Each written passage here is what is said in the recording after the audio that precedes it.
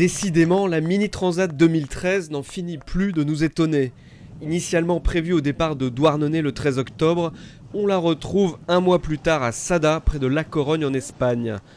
La faute à une météo catastrophique qui a bloqué la flotte en Bretagne pendant 2 semaines, puis contraint les organisateurs à modifier la première étape et finalement à l'annuler pour raison de sécurité.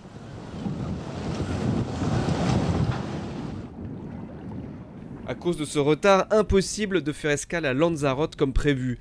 Et pour la première fois depuis sa création en 1977, la Mini Transat se court en une seule étape. 3700 milles de l'Espagne à la Guadeloupe, avec une porte de passage à Lanzarote pour regrouper la flotte et autorisation pour les concurrents d'y faire un stop pour réparer. Pour différentes raisons, 10 ministres ont jeté l'éponge en Espagne avant le redépart. Les autres réagissent de manière variée.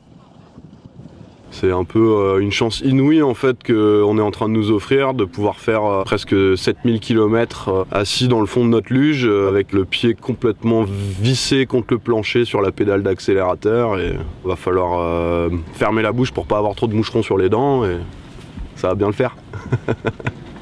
Je pense que ça va être une traversée difficile, longue, et ouais, jusqu'au bout il va falloir se battre. Et même sur la fin, là, apparemment le sprint final risque d'être assez décisif, donc voilà, il va falloir vraiment gérer la durée. Je pense que je vais apprendre plein de choses en météo et puis sur la navigation en solitaire sur du si long terme. C'est un peu différent de ce qui était prévu à la base, hein, vu qu'on va faire une seule étape finalement qui va être plus longue que ce à quoi on s'était préparé.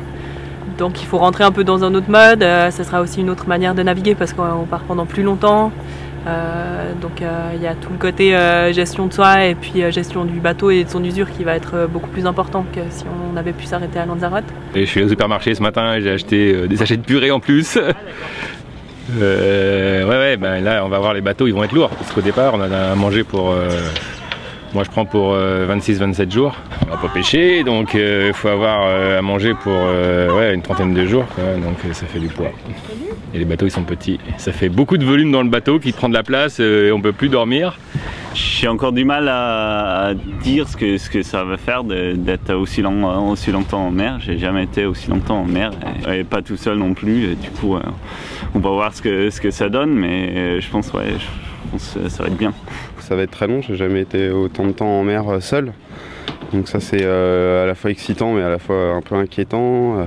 Toujours vis-à-vis de la casse éventuelle, comment gérer une casse comme ça au milieu de rien, au milieu de nulle part. J'ai un peu peur là parce que ça va être fort là le début. Et j'ai un peu peur aussi parce que ça va être long, 25 jours. C'est un peu compliqué parce que je sais qu'au bout de 2 semaines il va y avoir beaucoup de... Je vais pas me manquer mais pour ma survie ça ira, hein, je veux dire, mais je vais avoir envie de petits trucs que j'aurais pu.